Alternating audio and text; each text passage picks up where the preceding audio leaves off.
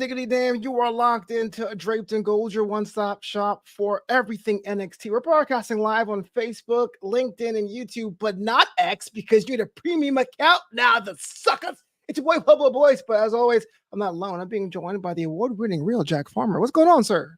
Man, I am just enjoying this top 100 money we've got going. Top 100 on podcasts on Apple. You know, we always say like, comment, share, subscribe. This is the value of that. When you guys give us one of those 5-star reviews over there and you share the show with your friends, this is what happens. We get into the top 100. And guys, I'm going to give you a goal here. I'm going to tell you, we are within striking distance of overtaking Corey Graves' show. I would love nothing but to beat someone who has the brand behind him so that we can go in and say, maybe you need to put an American announce team on your American show. Yeah, I was going to say, wait a minute. We don't have UK anymore. What are we doing? We'll just go to the UK and just sit in an empty arena and talk.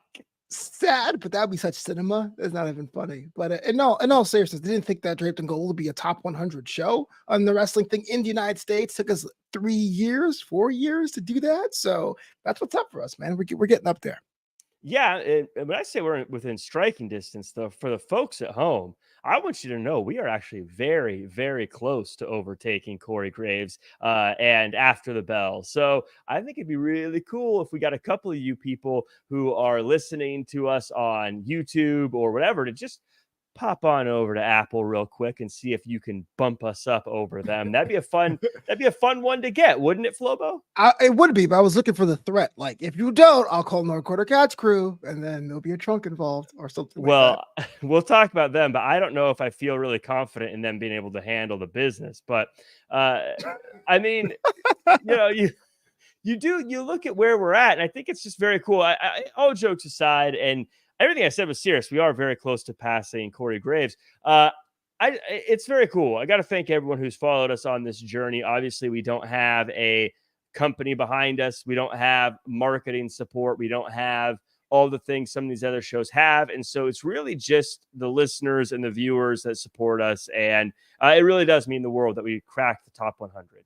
Oh, yeah, absolutely. So, yes, thank you from the bottom of my heart, or my heart, because Jack doesn't have any. But please make sure you tell a friend about the show as we roll on. But other than that, man, how's the week going?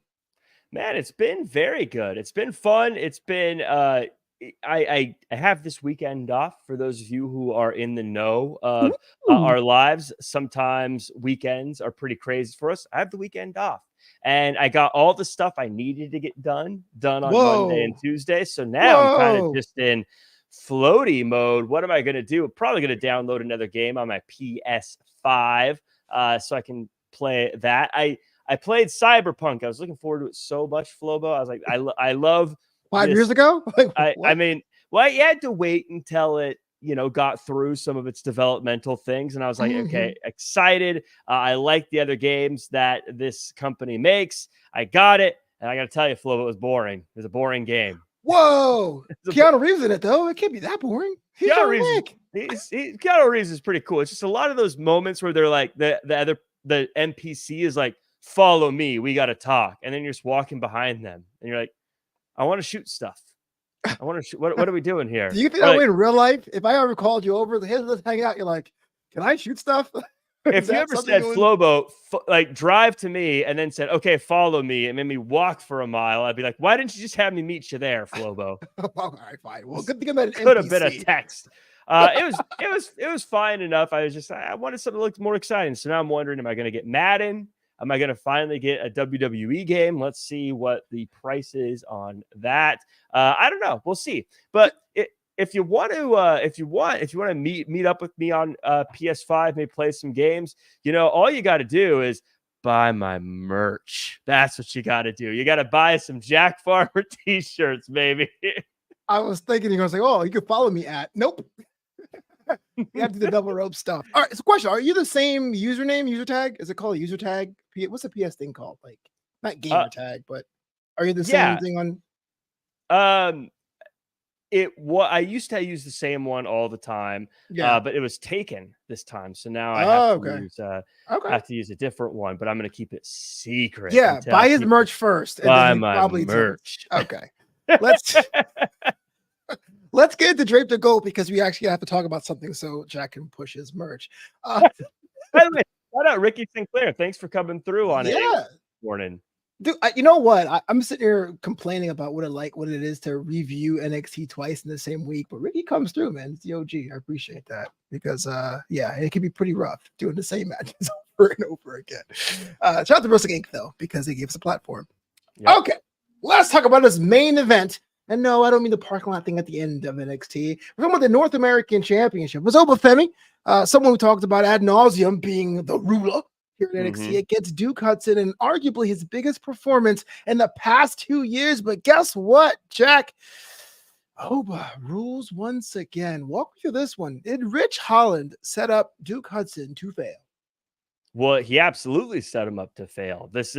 Anyone who books you against Obafemi has set you up to fail. Every time Ava says you get a match against Obafemi, she has set you up to fail. She set up every single challenger to fail because Obafemi is the champ. Obafemi is unbeatable. Obafemi is going to be the guy for a very, very long time.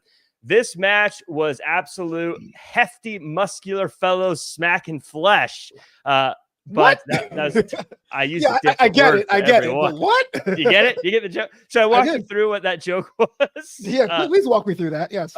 We've said this guy before is a superstar. We've said he's the future. We've said that he is going to be one of the biggest names in wrestling, and he proves it again and again and again. But what I took away this week is you never really know just how great someone's going to be until they're tested. And this week, Duke Hudson tested Obafemi in a way he's never been tested before, testing against someone who had the size, the strength, the athleticism. Obafemi took that test, that Chase U test, that pop quiz, and that non-accredited found a way to pass that test. Sky's the limit for Obafemi in the coldest take in pro wrestling. Obafemi is continuing to prove he's going to be a massive star. You know, before the matchup, Duke Hudson had a thing about being the poker guy, and then he joined Chase U, and he was the MVP. There has been some rumblings that maybe Duke Hudson should return to that. Thoughts about that for him? You know, Obafemi won this match, obviously, and I'm not big into the whole you can learn something from losing or losing's okay. You do all the time, Jack. You gotta get dubs. You gotta get wins. However, I think this week Duke Hudson showed that he's a championship level player. He is a championship caliber guy, and he can win accolades beyond just the ceremonial MVP of Chase U kind of accolades.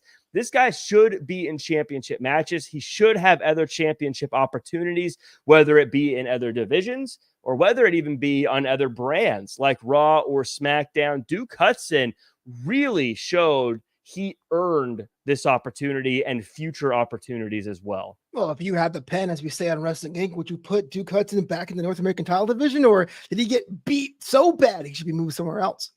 I'm not a fan of the run it back era, but this is one I think that we should run back. I think Duke Hudson showed that he does have the ability to stay on that level. And I think that Obafemi maybe got a little lucky with this one. Not in that something happened that he was able to take advantage of. I'm just saying these were just two hosses. And maybe if they were to do this again, maybe 2 out of 3 times, Duke Hudson gets a win. I think this one's worth revisiting. Also, let's put Duke Hudson in there with Ethan Page. I'd like to see that as well. Go. Last take on this one. There's a Haas match for sure, up and down. That's pretty much a textbook definition of a Haas match. Do we want more? Do you want less? Do you want the equal amount of Haas's in NXT? No one's ever mad that there's too many Haas's. No one has ever been like, man, there's just too many big dudes on this brand. Yeah, let's bring more Haas's in there. Let's bring more big people, especially when you have someone like Duke Hudson, someone like an Obafemi. I know that was one of the things that made this match really special is Duke Hudson was able to look Obafemi eye to eye. He did not have to look up. He did not have to stand on his toes. He did not have to wear heels in order to be the same height as Obafemi. Heels. And I think that's something that you you can't manufacture that. Having other people who can be the size of an Obafemi to test someone like him is really going to show us just how deep this guy can go into the history books of WWE. Because let's face it, eventually he'll be on Raw or SmackDown, and he won't be the biggest guy anymore. He'll be the biggest guy a lot, but he will always be the biggest guy. And we're going to have to see how he handles that when size isn't the only factor on his side. Well, whatever happens after the match, the one that really gave me pause, your boy Brooks Jensen has been on a tear for the past couple of weeks. We talked about what it means to have someone stick their neck out for them. Don't do that. But now we have ourselves a matchup lined up for next week. Brooks Jensen against Josh Briggs. Last night on the Wrestling Inc. after show, I said it was a lose-lose for both men. Thoughts about that? Brooks Jensen on his war path, Josh Briggs stepping in front of him, and the eventual matchup planned for next week. Yeah, you talk about lose-lose for both these men. That's why I'm walking away from this whole thing, thinking that Shawn Spears is the smartest man in all of NXT. I look at Brooks Jensen right now, and he's kind of like wrestling's version of Bitcoin. He's volatile. He's unpredictable, but he could have a very high upside and a very low Did you side. say Bitcoin, brother? Like Bitcoin? Bitcoin. Like he's the Bitcoin of pro wrestling right now. What is that even? What? Because right now, how many Brooks Jensens can I buy with a pizza? I have no idea. What? Maybe this Brooks Jensen, his value may go through the roof. Of course, he may stumble and fall apart. Josh Briggs stuck his neck out. This is the problem. He put all of his money into the Bitcoin. He put every penny he's got into the Bitcoin. So Bitcoin goes up, good for him. But guess what? Again, it's volatile. It's unpredictable. You don't know. Josh Briggs could lose everything with this investment. But Shawn Spears, the smartest man in the room, the most dangerous man in NXT, he's just Bitcoin adjacent. So he's around. So if this Brooks Jensen thing collapses, if it doesn't work out, if it goes away, Shawn Spears is like, look, man, I still got my chair. I'm still dangerous. I'm fine. But if this Brooks Jensen thing takes off, Shawn Spears is primed to jump in and take advantage of it. He's able to still reap the rewards. Shawn Spears, quietly, the smartest person in this entire scenario. Not denying or doubting Shawn Spears' intelligence, but yeah, I've never heard anyone be compared to cryptocurrency before. Who's Litecoin? Well, like who's Dogecoin? No, I didn't. I compared him to Bitcoin. There's a whole world of crypto out there. Okay, there's Bitcoin, Bitcoin Cash. You've got to read about it in the newspaper. So much what new is a currency. Newspaper? What's going on? The Telegram? If you want to stay up to date on the most current things in technology, you got to read the newspaper every morning, Flobo. That's where you're going to find all the future stuff. I can imagine you in your robe and smoking jacket or whatever the heck that people have. You're one of those guys that thinks the radio is going to replace newspaper, but trust me, I'm on the cutting edge of news. I do not think that way. I do not believe the radio is going to take away. What's the last time I listened to a radio? I have no idea. But okay, so your boy Brooks, he still has a job though. Shouldn't Ava step in and cut him loose? For now, no. He's attacking me. He's crazy, Flo. Why? No. Why would? I mean, in NXT, especially Ava's NXT, she clearly loves violence. She clearly loves danger. She clearly loves the idea that there's people out there that are hurting other people on her roster. I don't know her motivation for it. I don't know why she's there. I just know back in the William Regal days, the trains ran on time. No, I know there was the parking lot was safe. Ava, though, I think she likes. I think it's a utopia. Yeah. I mean, when there was a problem, he confined it into a steel cage called War Games. Everyone got it out like the Purge, and then they were fine after that. The parking lot was never safe, though. Ever. There was T-shirts to that effect. Make the parking lot safe again, Ava. That's all I'm asking for. But, I mean, yeah, so you have someone like this who's dangerous. Of course she's going to want to have him around. That's exactly what she likes to do. I think what she likes...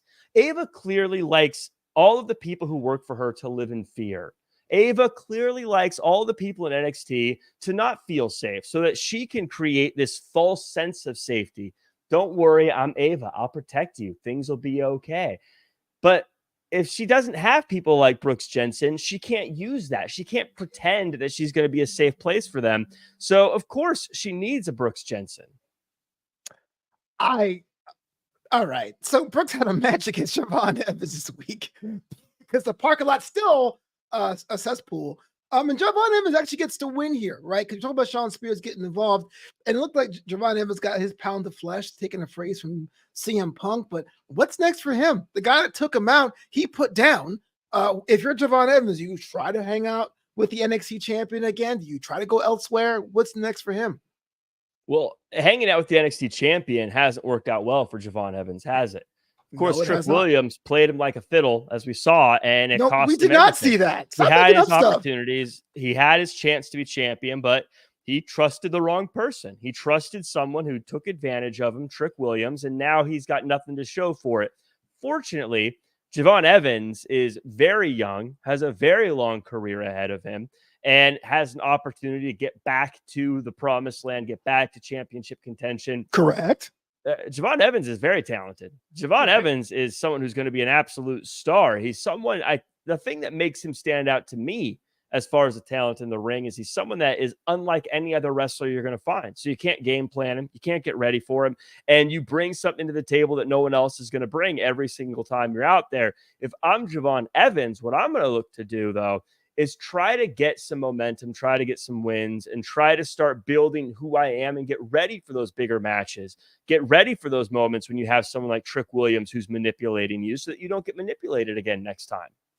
Okay, so talking about Trick Williams and manipulation, backstage we saw the champ just trying to figure out what's next for him and what he needs to do to get his championship back. And he was talking with Ilya Dragunov, which raises some questions for me, right? You're Trick Williams, Ilya Dragunov, besides Carmelo Hayes, was your biggest rival. Why would you go back to Ilya for help and advice? To me, it didn't look like you were friends or even had that kind of level of respect. Well, this is one of the few times, Flobo, you and I park our car in the same garage. Oh crap! I changed my opinion then. I absolutely don't understand this. Look, I think it's a good idea that Trick Williams is taking a pause and trying to get back on the right track, looking to people for advice, looking for an outside perspective on how to handle this next situation. But looking to people who've left NXT and people who you have taken championships from, to look for advice on how to shape NXT and how to shape your path through there is not the right idea. You think Ilya Dragunov, the guy who lost his championship to Trick Williams, is super pumped to help Trick Williams out and maybe get Trick Williams drafted to Raw in the future where Trick Williams will be able to possibly beat him again? No. He looked bored. Yeah. He was like, why are you calling me, Trick? Yeah. What? No, don't call Ilya Dragunov. He's never going to steer you in the right direction. He's never going to help you out. Dragunov, first off, have you seen the guy have a pleasant conversation? How do you imagine he's really feeling on the inside talking to Trick Williams? This guy does not want to help Trick Williams. In fact, I bet this guy, if he could reach through the phone, would strangle Trick Williams right now. He's angry. He hates this guy. Don't call him. Does he answer the phone angry? Is he like, oh, what do you want? Or he's like, Un Bazigbar, how's it going? Oh, Trick. You reached Un Bazigbar. It's just, how do you think he answers the phone? I don't know. I look at a guy. I feel like that guy is angry 24/7. I feel like his blood pressure is through the roof while he is having a nap on the couch on a lazy Sunday. I think this guy is always angry, always intense. I don't think he's ever relaxed a muscle in his life. Ilya Dragunov wants to kill people. But this is where I think Trick Williams, again, looking for advice makes total sense. Mm-hmm. Ask people who have nothing to gain or lose potentially. Maybe go to a Shawn Michaels. Go to someone who has been there before. Ask him how you would change what you're doing or how to get past what you're doing. Or what I think you should do, go to the smartest person in all of NXT. Go to Shawn Spears. Shawn Spears will help guide Trick Williams. Shawn Spears will help him get to the next level. Shawn Spears has been around for a long time. As I said, the smartest guy in NXT. I think that Shawn Spears could really help guide Trick Williams to becoming a championship caliber athlete. Why are you on Shawn Spears' payroll all of a sudden? I've always been a huge fan of Shawn Spears.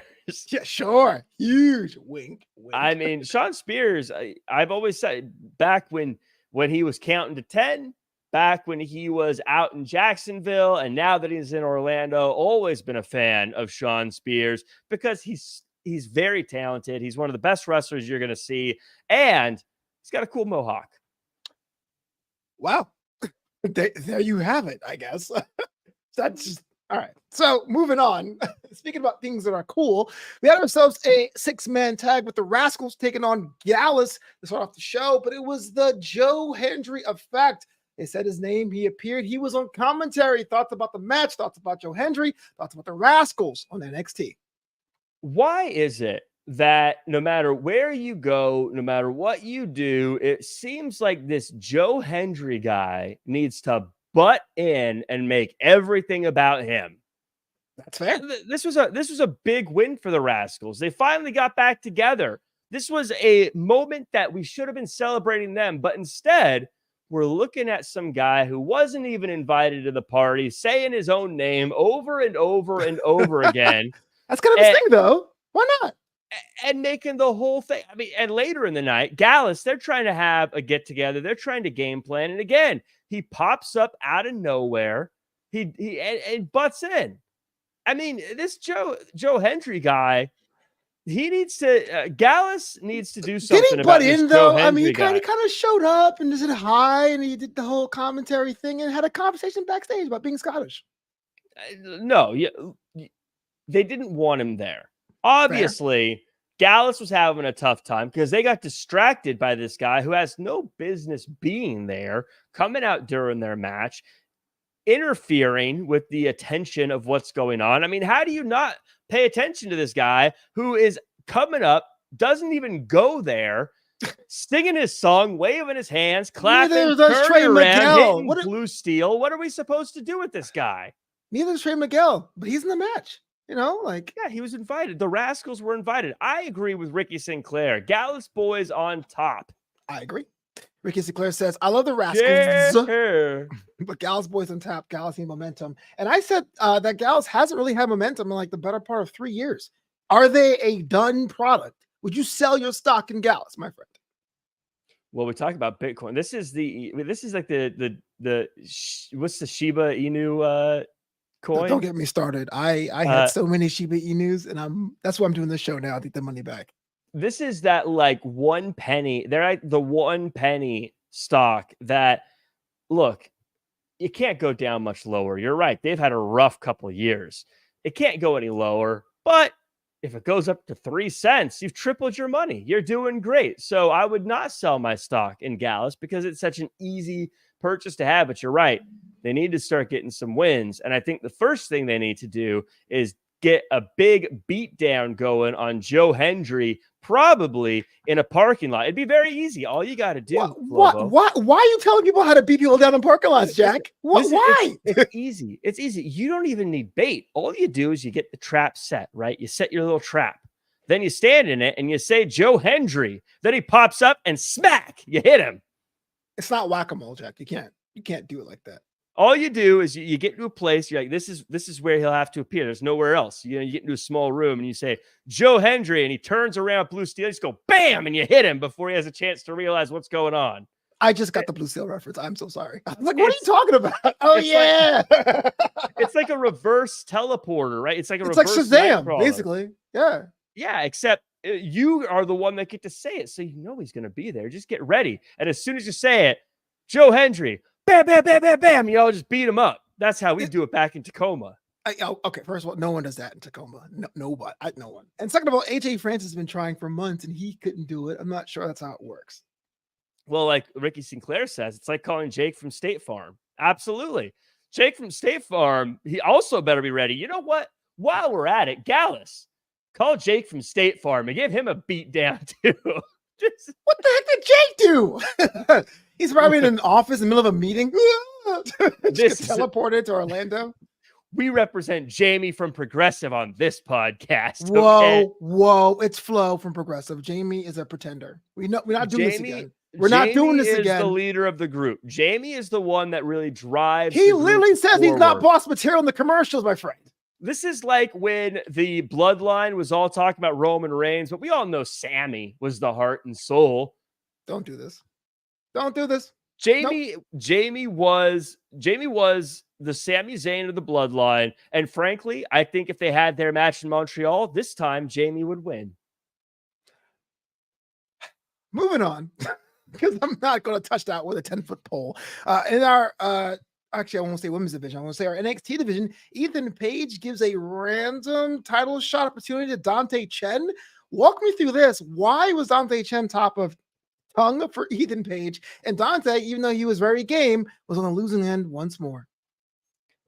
So Ethan Page, I think we showed just what kind of champion he is. The fact that he's willing to defend against anybody, anywhere, and he picked someone as dangerous as Dante Chen, who's been on quite a roll lately. In fact, you could hear the crowd. They were so excited to see him. But Ethan Page came out. He was solid. He was strong. He got a big win over a fan favorite at the biggest show of the week, NXT. I think that Ethan Page showed that he is more than ready to be a very long champion. The era of ego, it's going to be a big one. Ego. Do you think the CWC really likes Dante Chen, or are they trolling him? Why would they be trolling? I don't know, because I feel like if you watch Level Up week to week, Dante Chen is like the champ. He's there all the time. If he has a big fan base, everyone loves him. Then why are you shocked that Ethan Page is giving him a title shot? I'm shocked because no one ever references Level Up. I feel like it's a show only I watch. So it's kind of like Dante Chen is like, did you watch it? But I feel like when Ethan Page watches it, and that's why he said, look, I think we need to keep this guy, give this guy some opportunities, give this guy some chances.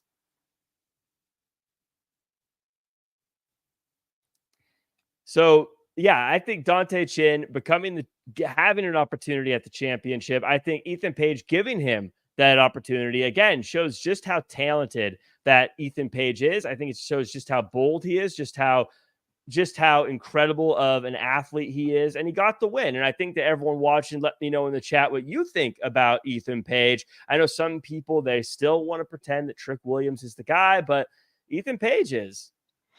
Look, Ethan Page may be the guy right now, and I like him. I think we should base the NXT championship picture around Ethan Page for the foreseeable future. And I like Dante Chen. I just want to make sure that he's not like a guy that we cheer because you're familiar with him in the CWC, that if we go on the road, which NXT should, that he gets the respect he deserves because he hasn't put in the work for so long. I just want him to come out there and be like, oh, yeah, that's the guy that we all said, yay, and then we don't really care that much for. I really think he's a good project to have.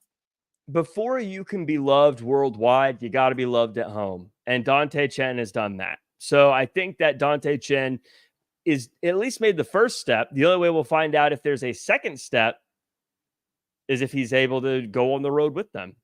Ricky Sinclair says, any chance we'll see Josh Alexander pop up and we get a Battle of the North? Now, that'd be kind of cool for the title division. NXT does need, or the NXT title division and the women's title division, now that I mention it, both needs new challengers. The Walking Weapon on Tuesday nights in. I'm actually surprised we haven't seen Josh Alexander yet on NXT. It seems like someone that they would love to have there. He's so talented. I'm a huge Josh Alexander fan, so I would love to see him compete. I don't know what that means, but the Josh Alexander, as a fan of Josh Alexander, a fan of great wrestling, I would love to see him on NXT. I'd love to see him, of course, against an Ethan Page, but there's also a litany of people I'd like to see him have matches with. This is my hot take. I'd like to see him have a match with Charlie Dempsey. I feel like those guys would have a good wrestling match. I was going to talk about Roxanne Perez, but let's talk about Charlie Dempsey and No Quarter Catch Crew. So what a bizarre turn of events. They don't like Damon Kemp. They get rid of him. Wink, wink, nudge, nudge, but they're made. So they go to Tony D, which is arguably the Don, and the Don's like, yeah, I don't whack ladies. Now, what do I do? And then Ren Sinclair shows up and goes, I won't tell anybody if I get to join your crew. How many times do you fumble in 7 days? Jack, tell me. You're a fumbler. Well, I think the only one who really knows is Ridge Holland, but we've covered that one before. Yeesh. I think Sinclair is a fantastic addition to this group. I think Sinclair is exactly what this group has needed. I think you look at what we've said about this team is the problem historically is you've got too many similar people on the same team. And I always say it's very similar to if you've got a basketball team and you've got a whole team of nothing but centers, well, you got a problem. Even if they're all great centers, you need different people on your team. Right. Sinclair is so different than everybody else on that team. Sinclair has an attitude, an energy, a sustainable energy that brings a life to this group. And I think this is the kind of thing that this group has needed. And I think it's going to light a fire under everyone else in that group and make them better than they've ever been before. This reminds me a lot of Chase U when they first started, and we weren't really sure what to make. But then Thea Hale really started to come out and come into her own, and that group blew up. I think we're going to see a similar thing happen with No Quarter Catch Crew. Are we a little bit worried that if someone joins a group based on blackmail, they're still going to tell the authorities? I don't know, Ava, that someone at 2 of her talent is now dead, and there's no, and there's not a little bit of an investigation. Aren't they worried that if Ren Sinclair gets frustrated, she's going to tell Ava what the deal was? As long as Ava's in charge, no one has to worry about any level of violence that has occurred in the parking lot. That's very ominous. That's not really safe. Maybe I didn't say it was safe. I think that this is, again, Ava, she wants to be the person in charge, and she wants to feel like she can provide safety to people, but you can't make people feel like you're the only place to be safe if you don't make the place they're in dangerous. And so, Ava, this is a power play, but as long as she's in charge, I think people getting whacked in the parking lot is just something you're going to have to expect. NXT, for listening, and if you want to have an American announce table, just invite Jack. Just fine. Have him enter through the parking lot. I think it'll be great. It'll be fine. No, I got to be helicoptered in. I'm not going through that parking lot. Okay, that's fair. Fancy Pants. George Hermosa, who's lurking. Happy birthday, George, once again. Says, I don't like Ren Sinclair wanting to be in the NQCC quarter pounder with cheese. Why would you want to be included in a group where they don't want you? And yeah, and whilst Miles Bourne telling Tony D'Angelo what's going on, knowing full well 2 of his teammates got whacked. Questions? Well, Miles Bourne is probably trying to get some protection. I think he's probably saying, Tony, if I give you some cash, will you protect me from this psychopath that has gotten rid of 2 of our members? I think he sees the writing on the wall. But I think that this is a group, George, that I think Ren Sinclair is going to take this group to the next level. They'll be a little apprehensive at first, but it's going to work out. We've seen this before, and I think that Ren Sinclair is going to become a bigger star from it. And I also think that this group is going to become bigger stars from it. This is a great pairing. I gotta wait and see, but I do like the fact there is a woman in the midst of No Quarter Catch Crew. I'm not really sure you would add anyone based on just checking them out in the parking lot. Then again, I really hated Men in Black 4 for that reason, where it was like, hey, I saw you guys, so I have to be a Men in Black too. And they're like, okay. They're like, wait a minute. You have neuralizers for a reason. Hello. So that was the way I felt. George, by the way, I gotta say I love you, but you can't say you're lurking and then ask a question. Yeah. I'm just kidding. I'm just kidding, George. Feel free to ask as many questions as you want and lurk as much as you want. We love our lurkers. Got a question for you, Jack. This brings us to this week's General Manager Pick'em. Yes. See what I did there? General Manager Pick'em is where I get to ask my broadcast colleague Jack Farmer questions as if he was the GM of NXT. This week, OTM and OC had some 6-person mixed tag action, with the OC getting the win via the Magic Killer on Bronco Nima. Now, this is at 1 apiece, I believe. You're the GM. You want to make sure this ends the way it's deserving of having this gang warfare fight. Which stipulation would you use to end the feud between OTM and the OC? It's a tough one, right? Because Jada Parker got the 1-on-1 win over Michin, and then OTM got the tag team win over the Good Brothers. But of course, when all the teams are together, the unity of the OC got one over on OTM. You've had these matches. You've had a lot of them already. We've had street fights already. I think that if you're going to have something where we figure out who is going to be the very best, I think that you got to do this in the most dangerous way possible. Make it a parking lot brawl. Whoa! Have we seen a parking lot brawl in NXT for years? I don't think since fans have been back. I think that this is a team. These are teams that they want to fight. They're teams that want to take it to the streets. Let's give them the parking lot. Let's give them the asphalt. Let's give them something where they can skin their elbows and knees on, and let's have them have a real fight and see who the toughest is. That's the streets, skinned elbows. That's wow. You are a savage. You want to make sure all your rosters killed off. Have you ever skinned your elbow? It's the worst. I actually did this is kind of a TMI thing. It's so hot when I record these shows. In fact, I'm actually like trying to keep myself awake. I'm like not passing out, but it's kind of rough here because it's 15 degrees hotter inside of my apartment. So I have a little pocket fan. And there's times where I'll be doing the Wrestling after shows. You can see the sweat on my face. So 2 weeks ago, I had my elbows on my chair. And when I got up, it was that hot in my apartment. It was gross, man. And so I'm walking around with like 2 skinned elbows. I think you can see it here. Yeah, you can see it here on the visual version because it was hot in my apartment. So you're right. You're absolutely right. See, I think I do it for the fans, man. I think you should be a part of that parking lot brawl. Then I think that now that we've shown your toughness, your grit, able to fight through skinned elbows. Yeah, they really do hurt. Like paper cuts and skinned elbows are like really annoying because you use your elbows all the time. So it never heals. It never heals. Nope. Not the point of the whole show. I apologize. But skinned elbows are a thing.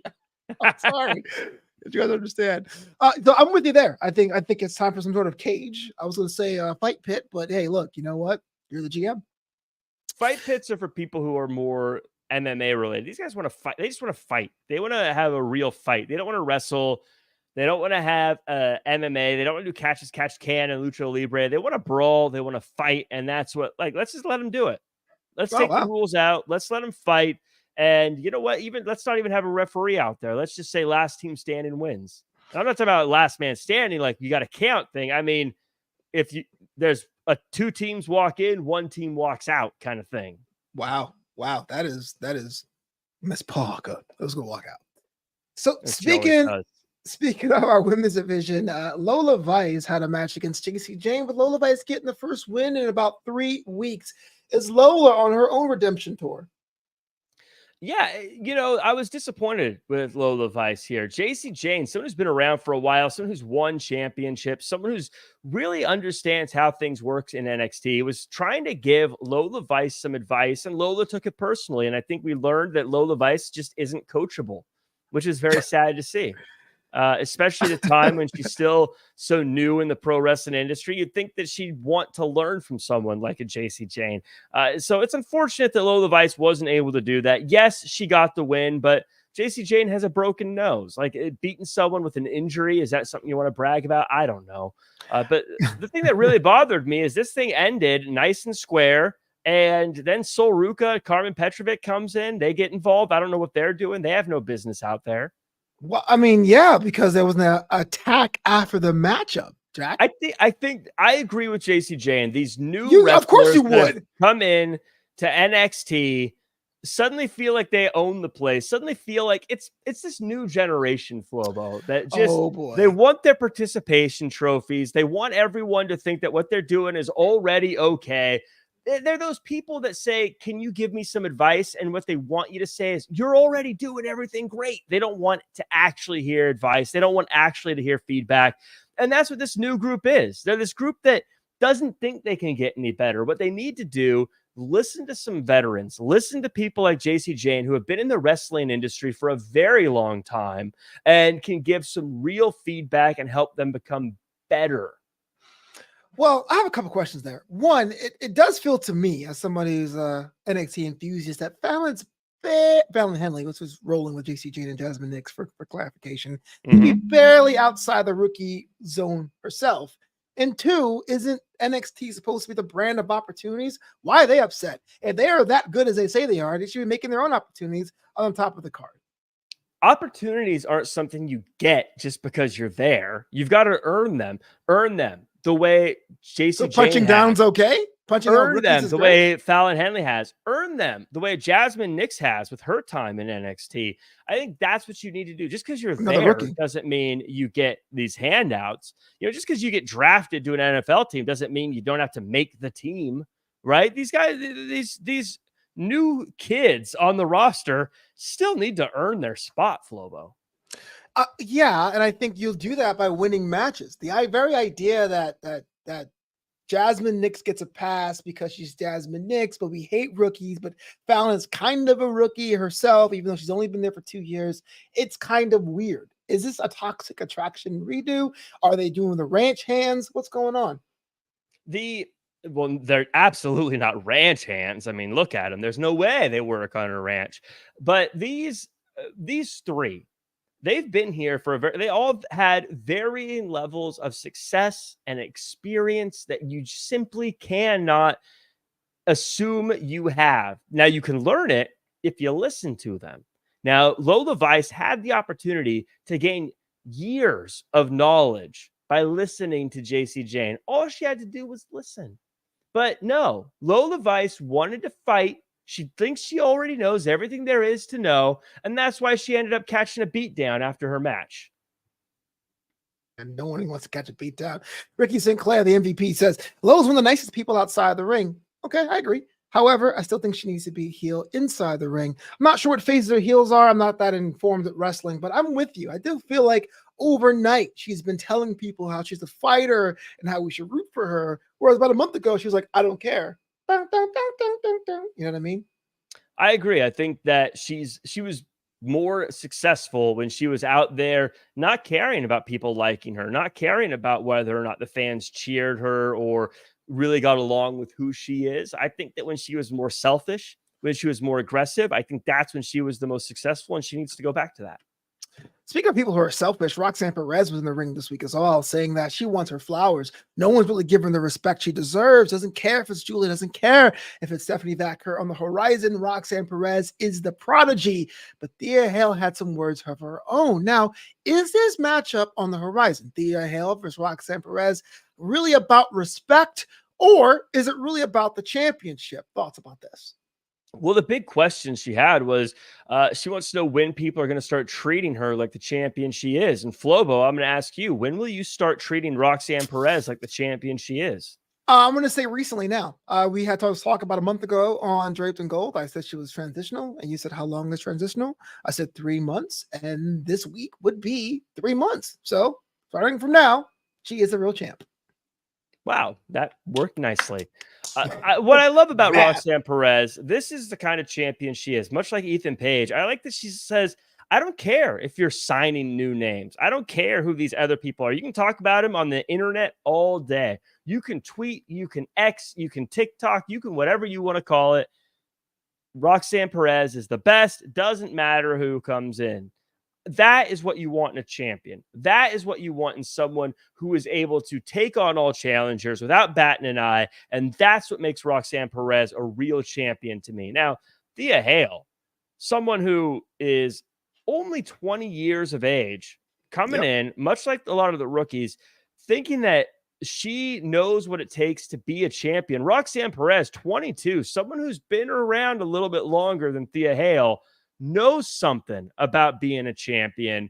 And maybe when Thea Hale is Roxanne Perez's age, she'll understand. But for now, she just doesn't. Worlds apart. Yeah. Yeah.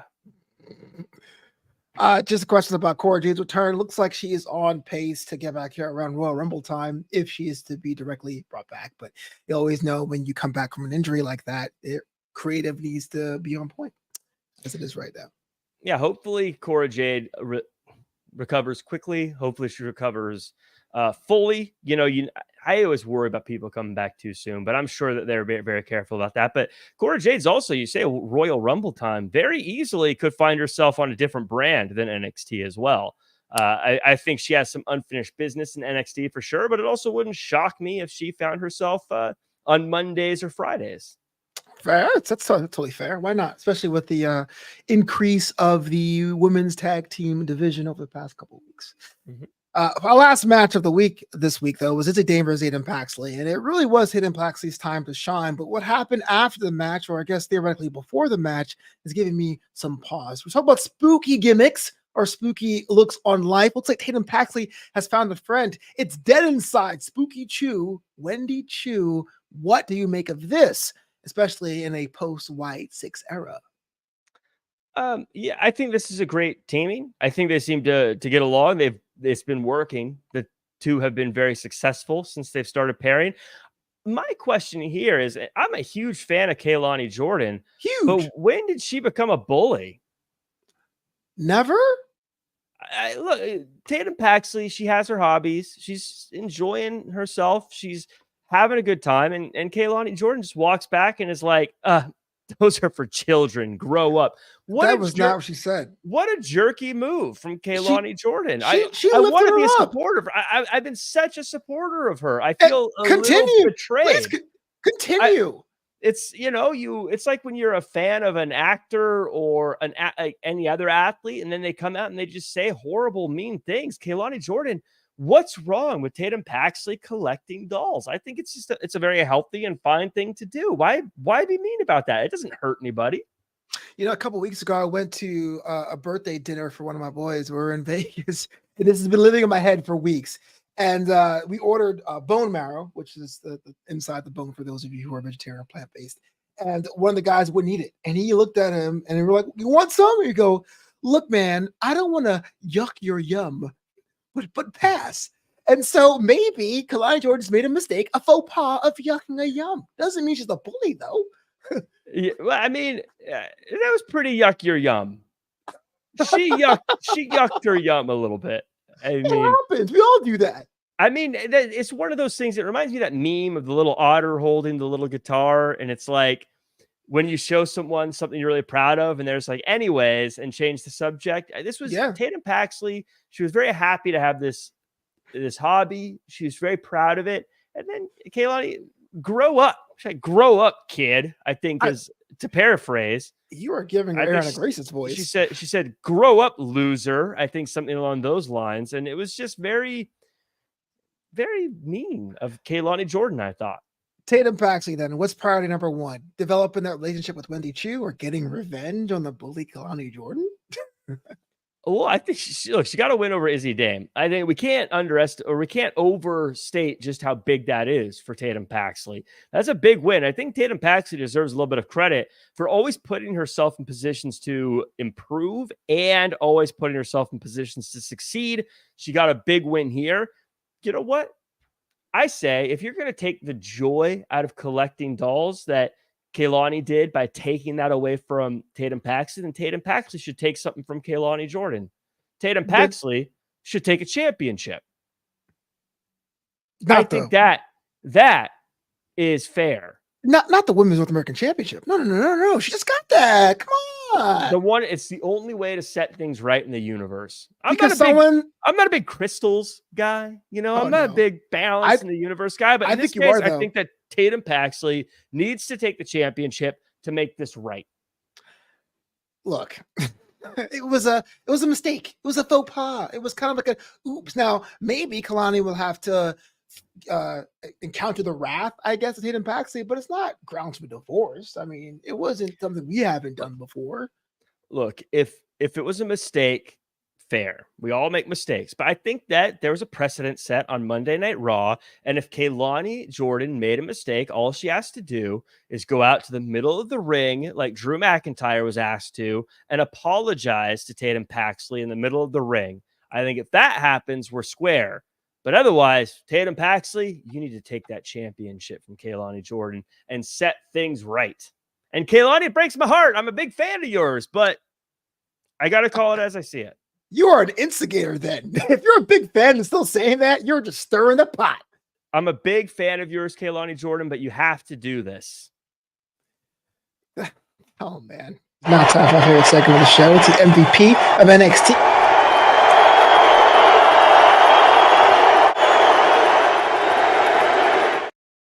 So we have so much happening in the world of NXT. Of course, we have the Great American Bash on the horizon, and we got dates for No Mercy and Halloween Havoc. But I ask you this question: who stuck out for you the most this week on NXT? We've all had times where someone wronged us, Flobo. I'm sure you've had them as well, where someone maybe treats you badly. Maybe a girlfriend dumps you for some reason. Happens often. And then they come back. They come that doesn't happen often. Back. And they they look to you for advice or for help. Like, hey, can you come back to me? You know, but maybe it's an old job that they're like, we don't need you. And then you leave and they're like, hey man, we'd love to have you back. Have you ever had that happen, Flobo, and you get the chance to say, nah, nope? That happened this week to Ilya Dragunov. He had some guy that took everything from him. Some guy. Beat him up, take his championship, send him packing. And then he came crawling back. Trick Williams, Dragunov, please help give me some advice.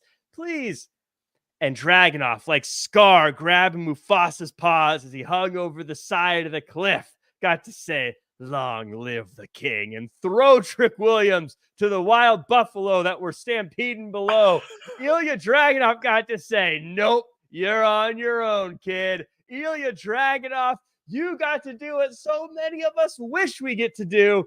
You are the MVP of NXT. That's a absolutely hard behavior. You're condoning that? Not only condoning it, I'm awarding it. Well, I feel silly by saying shout out to Shantae the Adonis for shooting the shot against Kadar Jackson, even though Lash Legend got in the way of it all. You blocker. But yes, let's go with the guy being the absolute villain on the phone. Ilya Dragunov. No, thank you. You're awful, man. Man, how good did that feel for Dragunov to say, oh yeah, you lost your title? That sucks. Anyways, good luck scratching and crawling to try to get it back. Pete Dunne was like, too. He was like, figure it out. Yeah, Pete Dunne, he didn't have time to like live it. He was like, dude, losing titles sucks. Get used to it, pal. Listen, I'm a fan of Trick Williams. Probably not. I think he's great, but you can't tell me that when you've had someone take your championship from you and then they come like, please give me advice. And it's like, sorry, man, you're on your own. Tell me that doesn't feel good. Yeah, you are an evil person. I do agree with you, Julian. It's like, why are you calling? And Pete Dunne got on a plane from Dayton, Ohio to Orlando, Florida, just to be like, figure it out. That is pure evil. That's actually probably why Pete Dunne was so crabby. He was like, wait, this is why you needed me. Yeah, where's catering? This brings it to the end of Draped in Gold, episode 155. Jack, I got to ask you, any big plans this special weekend? You know, I got AEW Dynamite tonight on Wrestling Inc. That'll be fun to do. And this weekend, just hanging out, doing nothing. Same old same. Getting older. Wow, that is depressing. Do you want a massage or something? Like it hurts my bones at this age. That's what it sounds like. I'm in this chair, getting older. Crick. I'm gonna be whittling away on the rocking chair, talking about the good old days.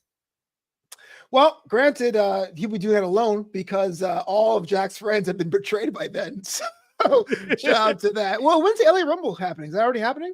Yeah, the LA Rumble is happening on July 27th. If you're in Southern California, you can still get tickets. Come check it out. It's basically the Royal Rumble. 30 people enter. One person wins the title shot that they get to win there. So be a part of that. That's fun. If you can't watch, it's going to be live on Fight TV. I'm going to be on commentary for it. I'm going to be on the call. So you'll get to hear me calling the action as all this stuff happens in Flow. But let me tell you, not easy to call a Rumble match. Let me tell you, that is work.